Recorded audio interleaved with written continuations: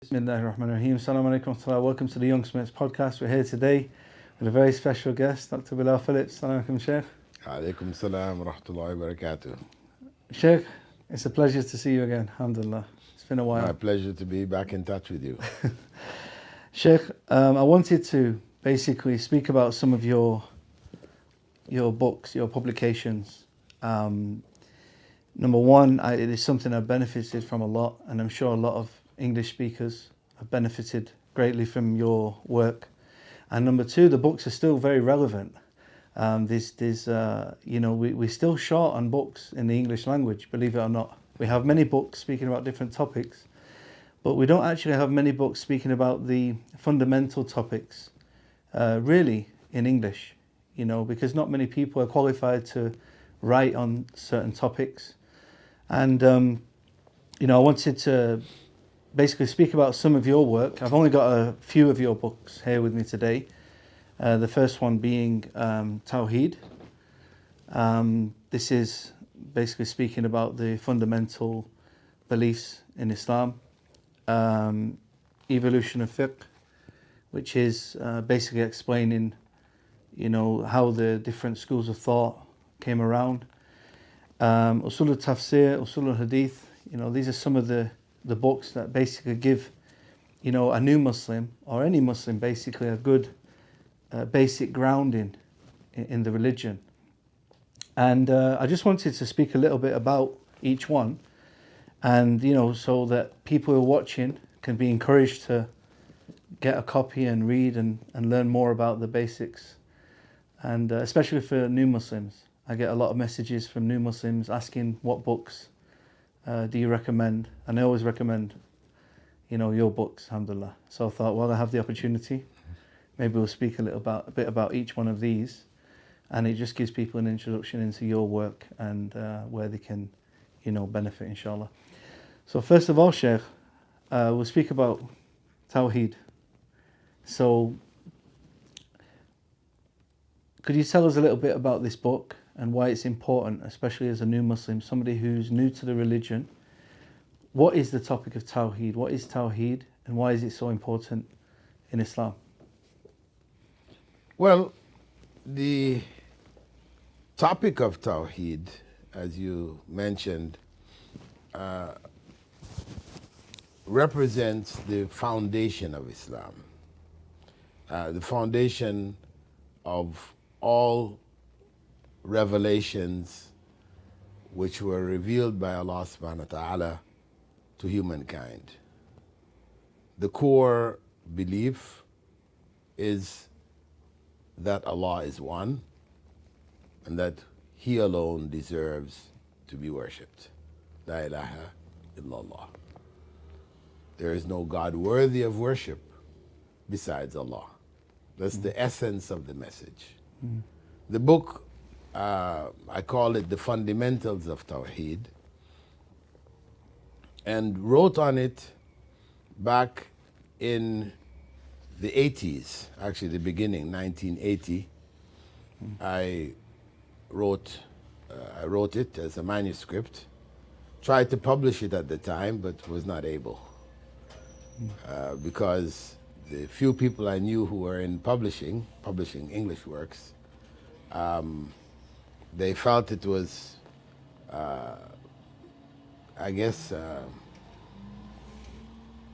difficult to swallow. It was going into, areas which they just weren't that familiar with, because... Yeah, I don't think much has changed personally, Sheikh. This is a topic that it really is the most important topic as a Muslim, but sadly, it's one that offends many people.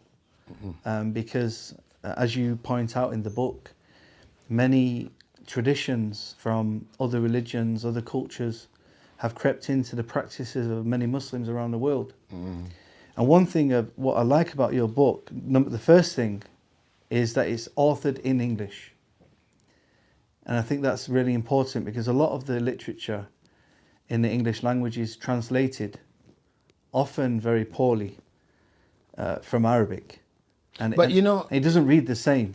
At the time when I wrote it, there was no book No books at all. At all on the specifically on the subject, except for the translation, a brief translation of Kitab al-Tawheed, by Sheikh Muhammad ibn Abdul Wahhab.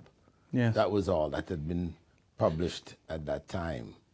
And when people wrote things about Islam, they would cover Tawheed in one page and then go on to write, 20, 30 pages on Salah and on Zakah and Hajj. Huge amounts were written.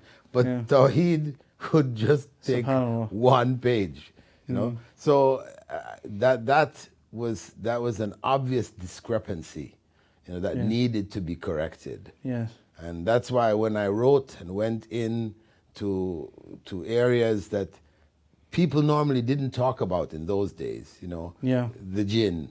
Yeah, I've got that one as well. The jinn. I wanted to do a whole episode on this one. You've got all these important topics, big books, but we want to do a whole episode on the jinn alone, Sure. Sheikh, the good thing about your books is because they're authored in English, it reads differently. The Arabic language is a totally different language to the English language. So to try to translate something, it's never going to be the same. So something that's actually authored in the English language, it reads really well. And also, it's very easy to understand. It's in simple English. But you also use modern examples of shirk and... This specifically was the area that I wanted to provide for people, because even the books, because I didn't just write it from Kitab al-Tawheed. I wrote it, I prepared it from, you could say, explanations written by earlier scholars on Kitab al-Tawheed. Yeah. What I studied in Medina, a commentary on Kitab al-Tawheed, Tafseer al-Aziz al-Hamid, and others that had been written on Kitab al-Tawheed. So having studied the subject, and during the summers when I used to go back to Canada, US, West Indies, I would be passing that information on. And as I was giving this information to Westerners, you could say, I had to give explanations which they could relate to. Yeah. Now, if I talked about tatayur, for example, the movement of birds and how this was, nobody in the West, thinks of bird movements as, anything for, belief and issues that are aqidah issues, Yeah, it's true. How you believe in terms of birds moving this way or that way, omens. And so I had to find, to get these ideas across to them clearly, I had to find examples that we were living. I mean, I lived in the West. I knew what examples of this in Western society. Yeah. So this is what I try to include there, to make all of the concepts understandable and digestible. Sheikh, last time we spoke a bit about atheism, because you was an atheist before. And it's funny that even in the atheist culture, in the Western culture now, amongst the atheists, they still have lots of superstitions. You mentioned some of these in the book, like touching wood. In America, I believe they don't even have a number 13 in the lift. As much as they try to detach from religion and detach from belief in God, they still have these superstitions. Even in ghosts, jinn, and a lot of people do hold belief in the unseen. So I think I just wanted to give a basic introduction to your book, The Fundamentals of Tawheed, and just encourage especially new Muslims and also people who are born into Islam. You see even people who are born in Arabs who are born into Muslim families. You find a lot of them have not studied basic books like this and to get a grasp of the basic fundamentals of the religion. You know, I think so, because they're not yeah. that readily available. You know, not many people wrote on these topics, you know, or elaborated on these topics. I mean, it's just, you know, La ilaha illallah, that's it, you know, there's no God worthy of worship but Allah, no God but Allah, that's how it's usually translated, but Yeah. it's worthy of worship Yeah. besides Allah. And they felt that that was sufficient. You know, that sums it all up. In end of story. You know, without looking at the implications of what that statement meant. So Yeah. the book Fundamentals of Tawheed shows how Tawheed is relevant to all aspects of our lives. Yeah. That Tawheed should be implemented in our lifestyle, in our workplaces, in our you know, means of entertainment and enjoyment. You know, the Tawheed has place there. And it's really putting Allah first. Yeah. Really. Yeah, and it's really easy to slip into shirk. You know, shirk, for those who don't know, is associating partners with Allah. And, you know, it's very easy if somebody's, especially a new Muslim, to slip into shirk without even knowing, you know, not really intending to slip into shirk, but just through culture and language. You know, I had a new Muslim the other day, and he'd just become a Muslim. And he said, I'm doing really good. Fingers crossed, I'll learn the Fatiha by the end of the week. You know, things like this. And it's just like a language kind of slip up, you know, but then you have to explain how this, you know, the background of this is like, you know, putting your trust in something else. Or so it's really important that people can identify, you know, shirk, which goes against Tawheed. So shirk, the second book I wanted to speak about, I found this book very beneficial because becoming Muslim in the West, we have Muslims from all over the world. You know, in Manchester we have hundreds of different cultures and languages, you know, people from all over the world, Muslims from the Far East, the Middle East, Turks, Pakistanis, Arabs. And so wherever Muslims have been around the world, they have different kind of understandings of fiqh. And so, you know, so as a new Muslim, I would go to one mosque, which might be predominantly Arab, and they might pray or do things a certain way. Or I might go to another mosque where there's many Pakistanis and they might do things slightly differently, or a Turkish mosque, etc. And sometimes as a new Muslim, I'm thinking, well, am I doing something wrong? Is that mosque right? Is that mosque wrong? Or, and also sometimes it's kind of overly prioritized as well, or underly prioritized in terms of fiqh. You know, sometimes it's not a big deal, and sometimes it is a big deal. You know, so as a new Muslim, I was a bit confused in the beginning, thinking, well, which way do I follow? And why is there so many understandings? And is it so serious? Is it such a big issue? You know, where in reality the biggest issue is the first book we were talking about, Tawheed. But in practicality, most of what you see is fiqh issues. So in the evolution of fiqh, you maybe you could just tell us a bit about what this book is about and how it kind of explains all these differences. Well, the evolution of fiqh, and I've initially when I was writing it, I called it different names, you know, but evolution of fiqh actually,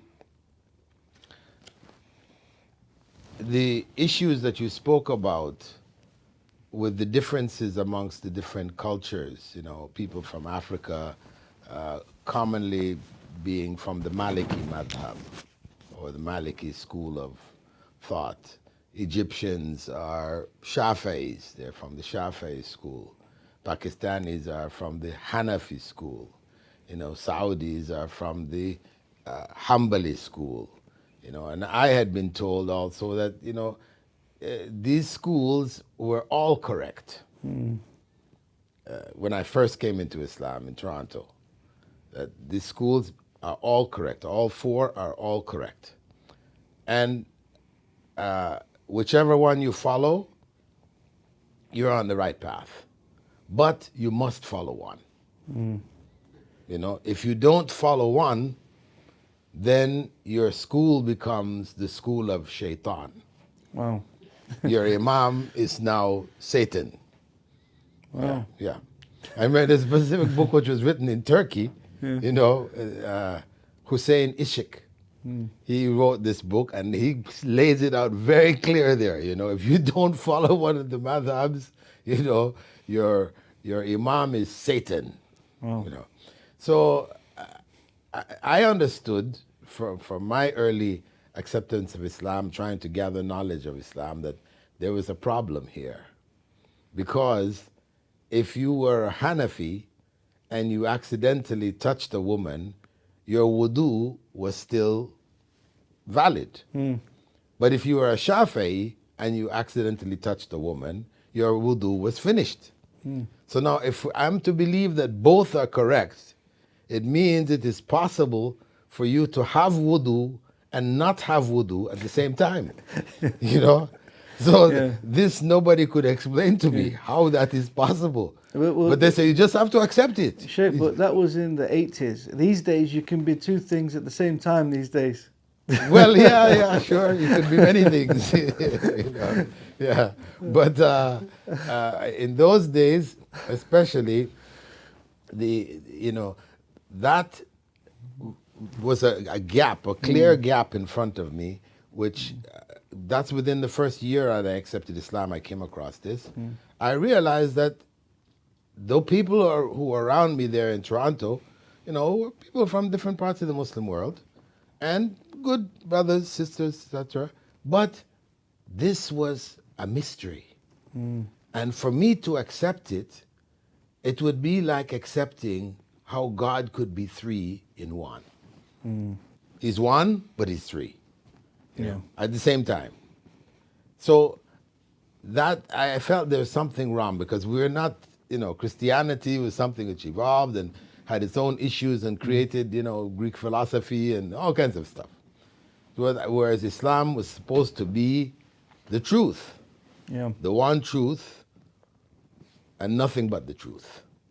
So this needed an answer. And this is when I decided, you know, within a year after I became Muslim, that I need to leave North America. Because there's nobody in the community who had any knowledge, because in those days there were no ulama or anything. Nobody had any knowledge. They were just talking from their culture and their traditions, you know. So that's when I decided I had to go to Saudi Arabia, to Medina, to study. And I went with brother Abdul Hakim Quick, who's Dr. Abdul Hakim Quick. We both went together. We both concluded this was the only way forward, and we went to study. You know, when we decided that, at first we were thinking, how are we going to get there? It's maybe very quite costly and things like that. But then 2 scholarships were given to Toronto, MashaAllah. and nobody wanted them. Subhanallah. Nobody wanted them. They were given to the community, nobody was interested. Now today, if you give 2 scholarships, people would be killing each other to get it, right?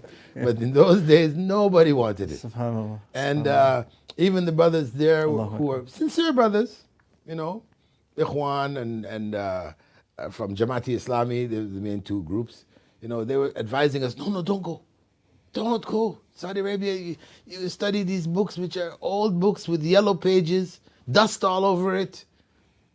You know, and what are you going to do with whatever you get from there when you come back? How are you going to look after your families? How are you going to, you know? So we said, we'll leave that with Allah. We're heading for Saudi Arabia. You know, so that, so the understanding of this came in the course of my study. And when I went to Riyadh and I studied masters in King Saud University, I studied a master's in Aqidah, specializing in Aqidah. In the one course I took, which was on the history of Fiqh, I came to understand what happened. you know. I studied the different schools and the arguments when I was in Medina, but the understanding of how the fiqh evolved to what it became, I didn't have, right? Those who specialize in Sharia would have gotten that, but I specialized in Yes. in general Islamic studies and da'wah. Okay, so there, when I took that class, I said, this class, this information needs to be known by every new Muslim. Yeah. It should be accessible to them. So this is when I decided to write this book, MashaAllah. which tackled the history, how the schools evolved, you know, to understand that these schools were not specifically Islam, which was brought by Prophet Muhammad Sallallahu Alaihi Wasallam. This was the interpretation and the understandings of great scholars of the past in explaining different hadiths and different practices of the Prophet Sallallahu Alaihi Wasallam. But in the end, it is about the Sunnah, you Yes. know. So the need for writing the book was clear to me. So in the 80s, early 80s, I wrote the book. And when I tried to publish it, nobody was interested. You know, they said they wanted to The madhab of shaitan. well, no, not so much that, but what they wanted to do at the time, the only people who considered publishing were in the UK, and they were Jamaati Islami people, but you know, they were Hanafis. Yeah. So they wanted the book reviewed by, you know, their fiqh team before publishing. And basically, I was obliged to follow the recommendations of the fiqh team. When I looked at their recommendations, basically they were having me recommend the Hanafi madhab, Yeah. you know, because this was most practical. Most Muslims were Hanafis, Yeah. you know, etc. So they were not prepared to publish it as I wrote, as I had prepared it, written it. So then it didn't get published until 10 years later, early 90s. This is when it was published. I published Wow. it myself. I had to self-publish. MashaAllah. Yeah. So what would your answer be to your position be on somebody who says you should follow the madhab of the country you're in, or the majority of the people that live in that country, that's you should follow that way? Well, in some matters, you could say yes. You know, if that's the common practice of the people there, then it's better for you to go along with the common practice, which is not against the teachings of Islam. You know, where, for example, the Prophet ﷺ, when he prayed, sometimes he prayed and raised his hands to the level of his ears. Sometimes he prayed and raised his hands to the level of his shoulders. Now, if everybody in your area is raising their hands to their ears and you're to your shoulders, you know, Yeah. you have the choice between the two. Yeah. But in that area, if it's going to create issues, then it's better you go along with the majority. Yes. In that, you know, when you're at home in your house, you want to do the other one also, so you keep alive the sunnah of the Prophet ﷺ, fine. But so it depends on the issue. You know, should we follow the Ramadan according to the sighting of the moon in our area, in our region, or should we go for a universal sighting? Sighted in Mecca, that's enough. You know, these are two positions, both of which have validity to them. Now, if the majority of the people in the area are going according to a local sighting, then it's better for you to go along with the local sighting. Yes. You know, and if the majority are going by the global, you go with the global. So in those matters where both are valid, you know, then it's better to go along with the local practice. Yes. But if it's now an issue between majority of the people go to the graveyard and call on the saints who are buried in the graveyard, so-called saints, Yeah. you know, and only a minority are opposed to this. So you have two positions amongst the Muslims. Now, this is different Yeah. because one is right and one is wrong. Yes. Going to the graveyards to call on the people who are in the graves, That's wrong. So you can't go along with that one, knowing that it's wrong. You Yeah. can't go along with that. You know, I think as a new Muslim, one thing that I didn't realize in the beginning that there's some opinions which are right, some that are wrong, and some that there is a valid difference of opinion. You know, where there's differences of opinion, where some scholars might hold one opinion, some scholars might hold another, but they both have their evidences, and it's not quite certain which one is the strongest. For instance, you know, if you know something is an established sunnah in both, you know, like you said, the example of the raising of the hands, so you would kind of go with the community for that. But if you know something is not allowed in Islam, you wouldn't follow that. You can't follow them in that. Exactly. Yeah. Mm-hmm. So yeah, that's the important thing, because a lot of people as well, they don't know what is allowed and what isn't. That's why they have to study more, and that's why it's important, especially the Tawheed book, because that will tell you not to go to the graves. Exactly. So yeah, I mean, it's a very good book. For me, it really helped me understand.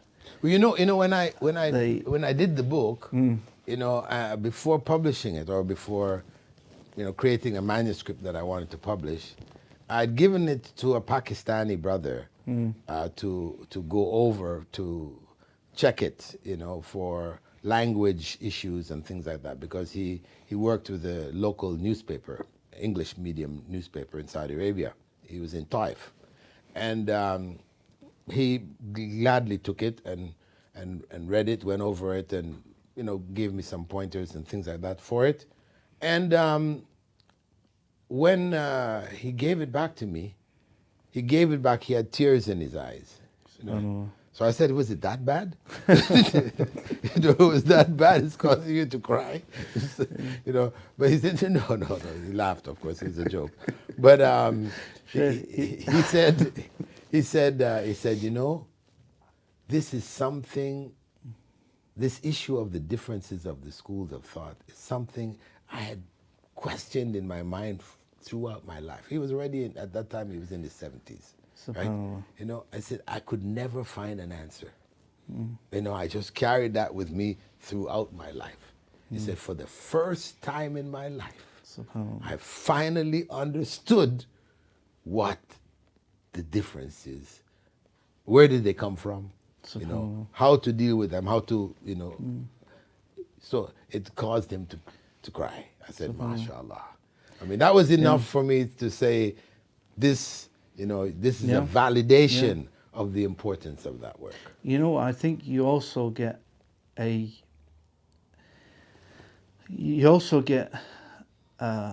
lot of respect for the four imams as well, of each madhab as well, because you realize the sincerity they had in trying to find the correct opinion, and the sincerity that all of them said that if you find something that contradicts my opinion, which is in the Sunnah, that's my madhab.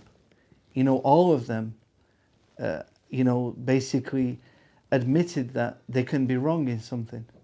None of the imams thought they were infallible in their opinions. The way they looked at their work was they're just trying their best to get to the right opinion. Yeah, You know? They were not trying to make madhabs. That wasn't, people did that. Yeah. You know, so that's why we say Abu Hanifa wasn't a Hanafi. Imam Malik wasn't a Maliki. Imam Shafi'i wasn't a Shafi'i. Yeah. You know, when sometimes I say that, people say, what? What do you mean? What do you mean? Abu Hanifa was a Hanafi. No, he wasn't. He was trying to follow the Sunnah. Yes. All of the great Imams were all just trying to follow the Sunnah, to understand the Sunnah and to teach the Sunnah. That's all they were doing. They weren't saying, okay, now I'm going to make a madhab that's going to last for, you know, generations to come. And they're proud of that madhab. No, it's people who came after them who eventually, in the period of ignorance, after the fall of Baghdad, you know, the Mongols came and destroyed the libraries and slaughtered the scholars. And, you know, after that period, you know, there was a lot of great scholars were killed. You know, so lesser scholars came up and they were more leaning towards just clinging on to whatever they had Yeah. and protecting that. And this is where this, because if you consider that after that period, within, 100 years after that period and stretched on for more than 500 years, people, Hanafis, were not allowed to marry Shafis. SubhanAllah. It reached that state. Hanafis were not allowed to marry Shafis, but they could marry Christians. SubhanAllah. Yeah. That was incredible, incredible to think. They weren't praying behind each other. Yeah. You had 4 places SubhanAllah, for the imams around the Kaaba. Imagine that. I was shocked when I heard that. I mean, that wasn't too long ago, right? Was it? No, it just ended in 1925. When the Saud families came and took Mecca, Yeah. So for me, that's why I always say, no matter what people say about the Saudi, Wahhabi, all this other stuff, the very fact that they ended that will put them before Allah as saviors of Islam. Sure. They ended that. They came, they tore down all of these. People were screaming, Wahhabis, they're destroying our Islam. But they erased those structures which were built, in the graveyard in Mecca. They had, there was like a city. And they used to pray for Salah At different Mecca? times. Yeah.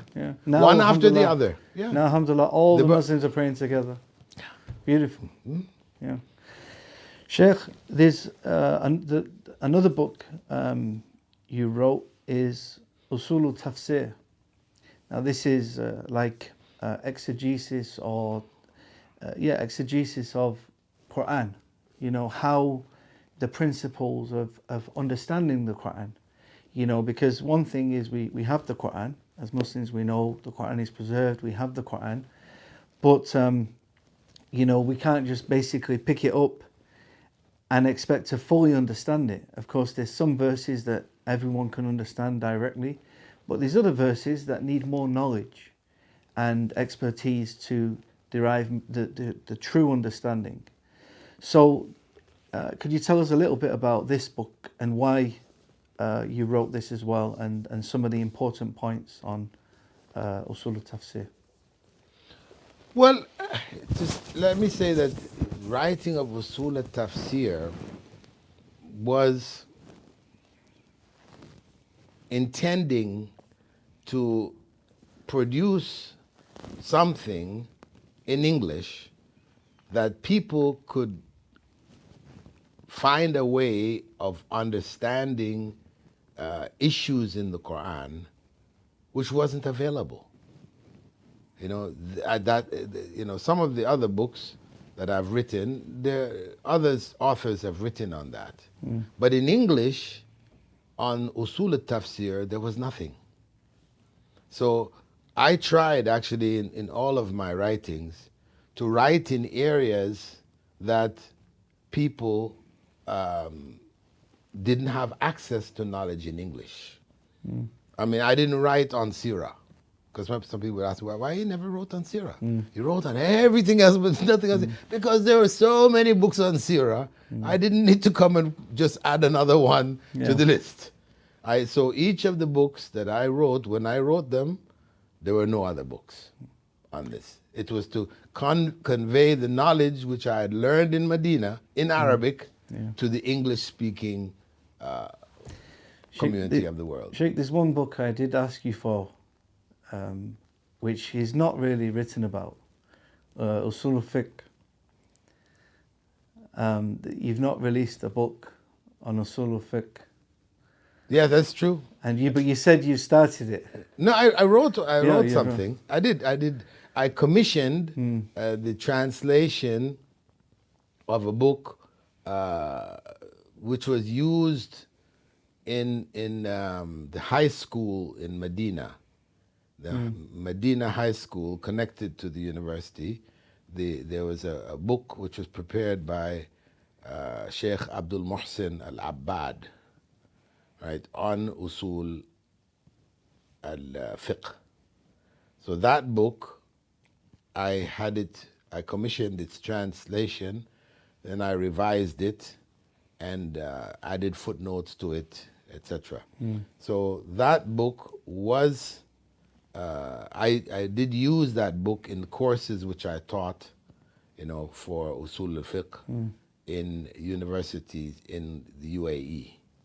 So it was done, but it was done not to the level of my liking. I wanted something more in depth. But Usul al-Fiqh is a very, in some aspects, very complicated. And the material needed to be simplified, So I was in the process of work. I never quite completed that commentary, which would simplify and bring more examples and things like this. Because this was a basic book for people who had an Arabic background in fiqh. So that's the reason why it wasn't, I didn't put the time in to finish off that work because other things were coming up. There are other needs, then the university and so so it's there in my mind. I hope to come to it, Inshallah. Inshallah, in the not too distant future.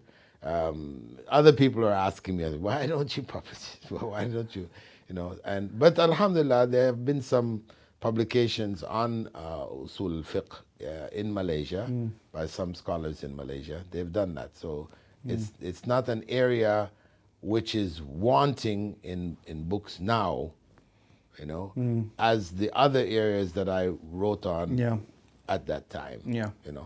So that's why. So with Usool al Tafseer, this basically gives somebody the outline of how we basically understand the Quran the correct way. Yeah, giving the methodology,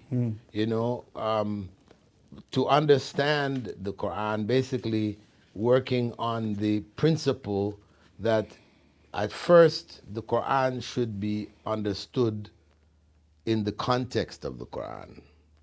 One needs to have read the whole Quran and understood all the verses that are related to the verse that we want to understand more in depth understanding before making any statements about it. Right?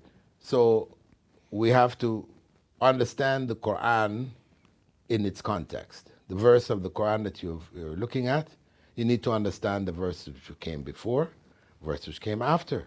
That's the context in which it is. That verse, if you take it out by itself, it may have other implications which were not intended based on what came before and what came after. So not only what came before, what came after, but what came before it in the whole Quran. What came after it in the whole Quran, because there may be very similar verses mentioned elsewhere where there's more clarification, etc. So the first step in Usool al Tafseer, or the fundamental principles for understanding the Quran, is to understand the Quran in its context. Then the second step is to understand the Quran according to what the Sunnah had to say about it, in the context of the Sunnah. What did the Prophet ﷺ say? How did he apply this verse? What did the Sahaba say? Those people who are in the best position to understand the application of this verse. So, Quran according to Sunnah. Then after that, basically, those are the main two steps. After that, of course, there are other issues which have to do with Arabic language. Because if you understand it in your language, it may be different from what was implied in the Arabic. Right? That's why oftentimes you can't find a single word to translate something in Arabic. You need a sentence. And how you write that sentence has different meanings. So it has to be understood within the context of the Arabic language. And then what the great scholars have said about it, you should also read. There are other tafseers that have been done. So you don't just, you got as far as understood it in Arabic language. I'm an Arab, I'm a whatever, I studied Arabic, and that's enough. No, it's not enough. Hear what great scholars of the Tafseer of the past had to say. And why they said it as well. Yes, Yeah. yeah. So, You know, so that it's subhanallah. those steps, Yeah. for that, to understand that it's not just you open up and you interpret as it hits you. Yeah. You know. And this is why it is such an important topic, because this is how misguidance comes. If you're misunderstanding the Quran and interpret it in the wrong way, you could be doing shirk, you could be becoming extreme, in one way or another. This is where misguidance comes from. That's why it's so important to understand it the correct way. Yeah, and shaitan. Yeah. Shaitan will pop an idea in your head. That sounds good. Yeah. I think it's that. Yeah. For all kinds of reasons, but from shaitan. Yeah. SubhanAllah.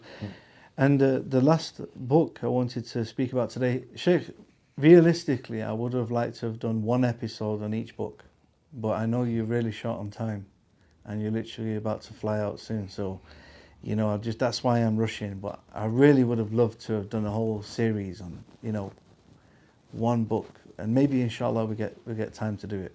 Actually, at some time. I've been for YouTube.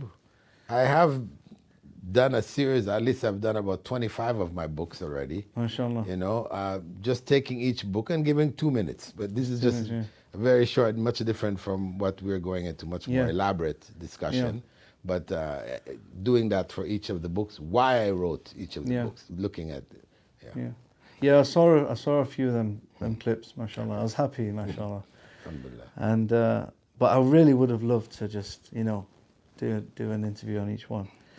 So the last book I wanted to mention today is Usool al Hadeeth. So the principles or the methodology of Hadith. So could you tell us a little bit about this book and what is the aim of this book? Okay, the fundamentals or the Usool al Hadeeth, meaning the science of Hadith as a discipline. What are the fundamental principles that form the foundation of this science? Because we're obliged to follow the Quran and the Sunnah. We know that. Prophet Muhammad ﷺ said, I left with you two things. You hold on firmly to them, you'll never go astray. The Book of Allah, my Sunnah. So we know those are the foundations for understanding Islam. The Quran and the Sunnah. So just as the usul, or the fundamental principles, guiding principles for interpretation of the Quran were usul al Tafseer, similarly for the Sunnah, there also need to be guides and principles which form the foundation of the Sunnah. Because of the fact that some of the Sunnah, or what has been called the Sunnah, is not authentic. And so you have incorrect information, which could then misguide the one who grabs onto that. Yeah. And much of it is authentic. One needs to know how to distinguish between the two. For the average Westerner or non-Arabic person, etc., this is a mystery. Some scholars say this is sahih, it is authentic. Others say it's da'if, it's not authentic. So they can just have to choose, which scholar they plan to go with. If he was a Hanafi and you're a Hanafi, then you say, okay, this is what. But there's something beyond that. There is a certain level that we can, even as what they call laymen in this area, even though that is the case, there's a certain level of understanding that we can get from the Hadith ourselves. understanding at the same time that, the sunnah, some of it is obligatory, some of it is recommended, some of it is neutral, just from the practice of the Prophet Muhammad ﷺ as a cultural practice of his time. Yes. Some of it is disliked, and some of it is forbidden. In that the Sunnah, the Prophet ﷺ, through his Sunnah, he has identified the forbidden areas. Yes. Clearly. So it is important for us to be able to understand why. What makes something haram and makes something else halal? Because for most Muslims it's just a mystery. The scholar so-and-so, Imam so-and-so said, and that's it. They're just going with it. So they haven't understood, they're blindly following. Yes. And of course, if that's all you can do, then that's all you can do. You do what you can, right? Yeah. But no, but if it were possible to provide a means for understanding Yes. the Sunnah, then as much as we can provide that, then it is better, because it empowers the Muslim.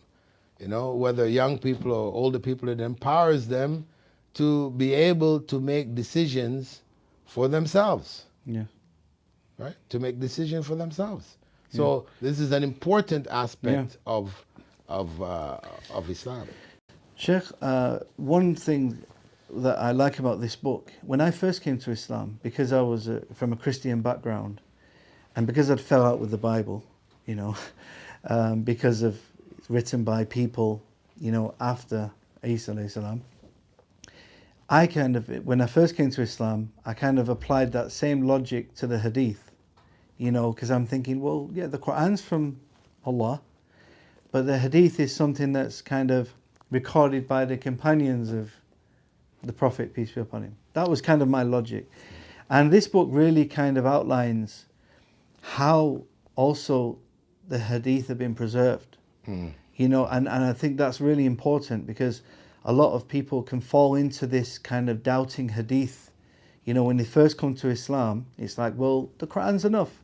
Well, no, the Quran tells you, to follow the messenger.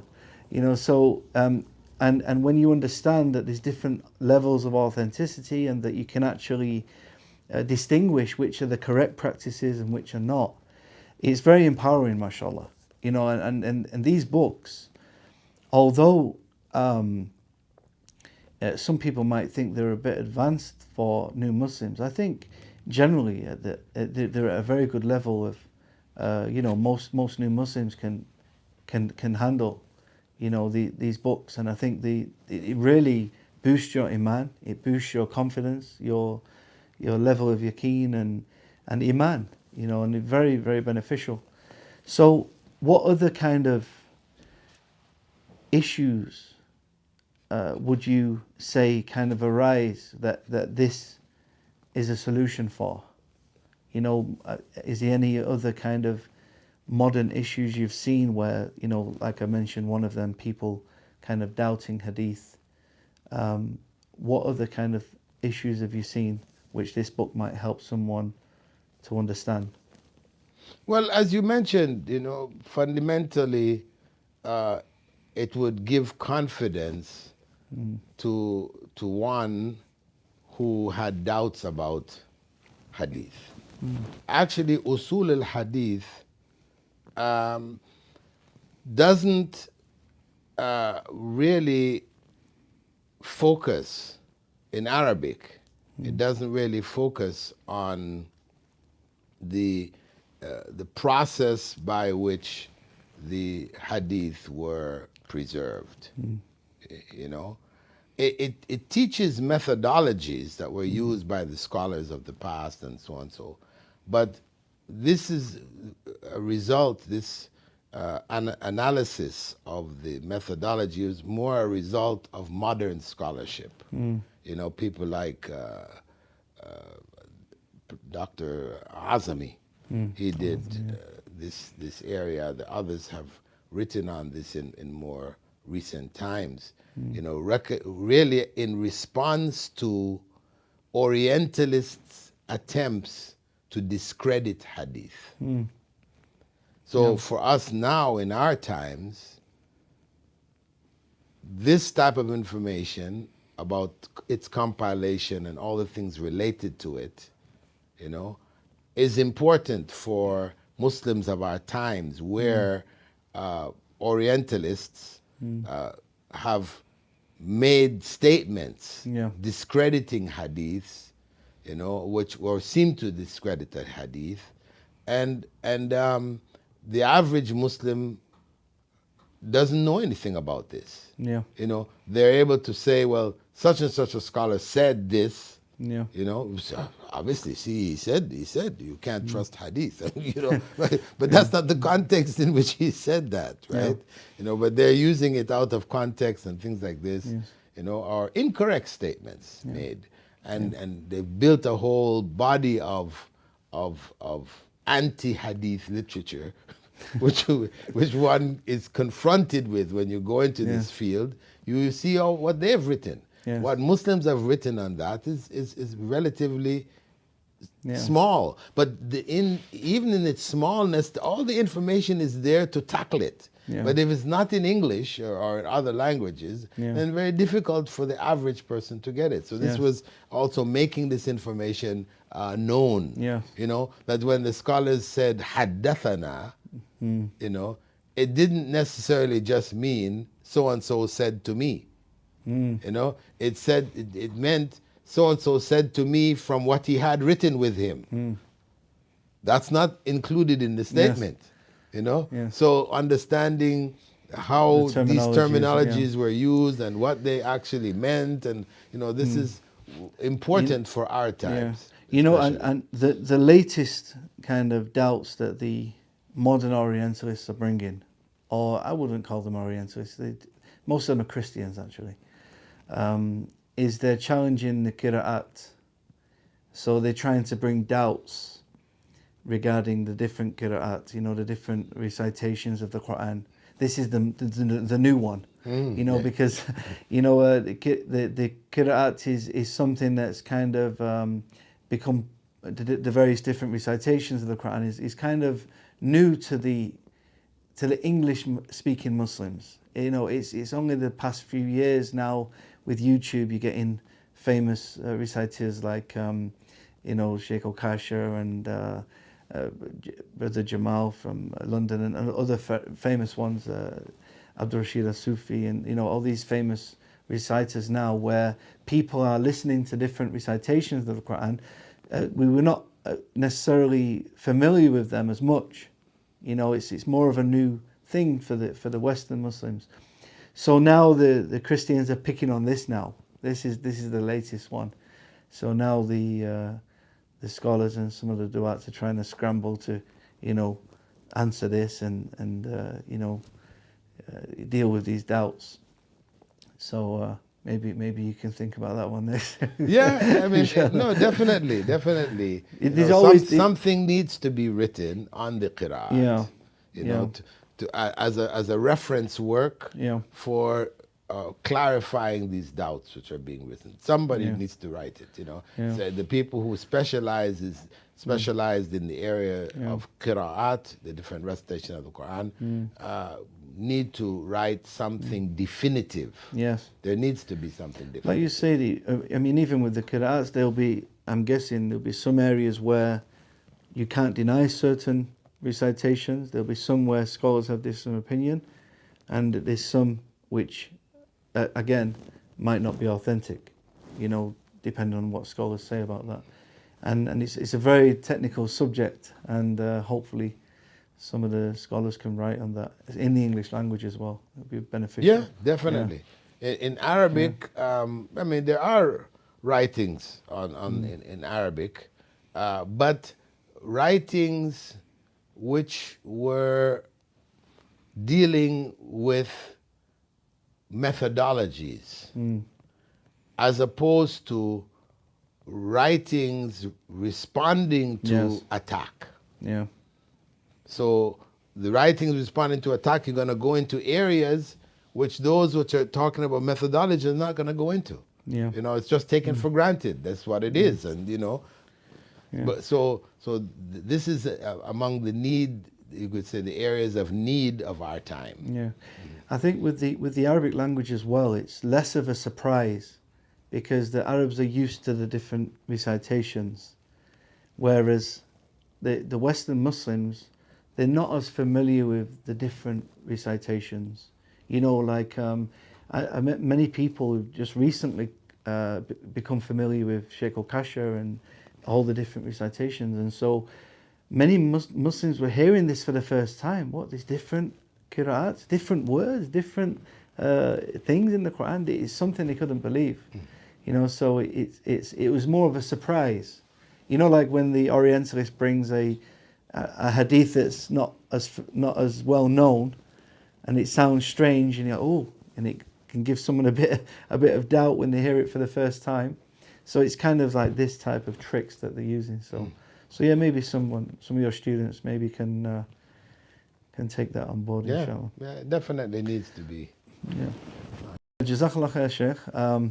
As I said, I really would have loved to have spent a lot more time on going into a lot more detail and on these books. But I think, this is a good introduction. It gives people a bit of reading material, a bit of direction on especially new Muslims and what direction to go, what to focus on. Because sometimes when you're new to something, you don't know what to read. You don't know how to study. You don't know what to study. You're just picking up any book. So I think it's good if they kind of get more structure. And maybe I can put like a bit of a reading list in the comments section below. Yeah, and this is why where a person finds interest, it's better to study in a structured environment. Say for example, in the International Open University, which I founded, we do have courses in Tafseer, courses in Hadith, and all the various areas. I mean, including the areas of the jinn and understanding the jinn and their relationship to ourselves, and the correct methodologies dealing with the jinn and all this. So these courses can be taken separately. A lot of people are not aware of this. Yeah. But if you wanted to just take a single course in the International Open University, IOU, you can register just for that course alone. Right. Most people think that you have to take the whole degree. Okay. The whole degree course, as opposed to the individual subjects that are there. Yeah. But we do have that facility online. It's possible to pick and choose, as they say, cherry pick. What pleases you, what you would like to study by itself. And you're not studying for a degree, because the degree is going to require you to take particular subjects that you'd have to complete. You also have a new Muslim course as well. Yeah, is that also on your? That's a free course. Is that on the online university, or was that a separate? Is a separate website before, if I'm not mistaken? No. It's part of the Islamic Online University. We have what we call the degree section, and we have the free Islamic Studies section, or GDIS, with a general diploma in Islamic Studies. And whether you take it and complete all the courses that are available there, and we give you a diploma, or you just pick again from there and choose whatever course you'd like to take. It's open. So inshallah, I'll put all the details below in the description. So, new Muslims and born Muslims, wherever you're from, non-Muslims, you're welcome. Go and take the course, and you have a structured way of learning, and put some effort in, inshallah. Yes. Sheikh, would you have some final advice for the Muslims just before we finish? Well, I would just pass on what the Prophet ﷺ had said, talabul ilmi farida ala kulli Muslim. Seeking knowledge is obligatory on every Muslim. That's the point, that we have to be engaged in increasing our knowledge, practicing that knowledge, and conveying that knowledge to others. That in other systems, knowledge of the religion, because of course that's primary. We should get knowledge about all of our lives, about functioning, whatever we're engaged in, it should have a knowledge base to it. But particularly in the religion, one should be as knowledgeable as possible. In other systems, they say leave that to the priest, to the guru, to the sheikh or whatever. Just, I don't have to think about it. And that's where they went wrong. Yeah, it's a mistake to think in that way, because that causes people then to blindly follow others for the wrong reasons, because some individuals who end up as leading figures in given different countries or different regions, etc., maybe people exploiting those around them. So you may be attracted to it for the wrong reasons also, because they're making things easy for you in areas that they're not supposed to. That yes, you're supposed to do it. So by not having knowledge, you can't distinguish between what is being practiced culturally, the difference between cultural Islam and Islamic culture. Cultural Islam is what people are doing. Because non-Muslims ask me this question, if Muslims do this, why are you saying that simply because Muslims are doing it, we can't consider it necessarily to be a part of Islam? Why? Because they may be doing it according to culture and not according to the teachings of Islam. Yes. Now, Islamic culture is the culture which comes out of practicing the teachings, the correct teachings of Islam. Yeah. And cultural Islam could be a mixer. It could have some of that and some of other things. Yeah. So this is one of the things we should always keep in mind. There is a distinction between Islamic culture, which is what we should be seeking, and cultural Islam. Jazakallah khair, Sheikh. It's been a pleasure to catch up with you again. Alhamdulillah, my And pleasure thank you. to sit with you. And thank you for all your help, and thank you, for all the Muslims. I'm sure many people have benefited from you, and we're very grateful for your work and your dedication to the religion. Jazakallah khair. Jazana wa yakum.